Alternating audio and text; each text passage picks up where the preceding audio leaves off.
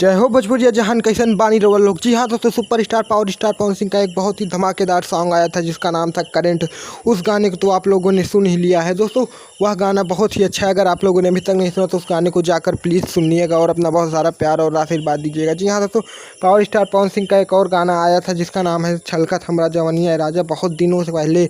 जी हाँ दोस्तों, वह गाना 400 मिलियन क्रॉस कर चुका है और एक बहुत ही नया इतिहास कायम कर दिया है दोस्तों। पावर स्टार पवन सिंह का जितने भी गाने आते हैं मार्केट में वो तो धूम मचाते ही हैं, बट यह सॉन्ग बहुत ही वायरल हुआ था उस समय और आज भी बहुत वायरल हो रहा है। 400 मिलियन क्रॉस कर चुका है।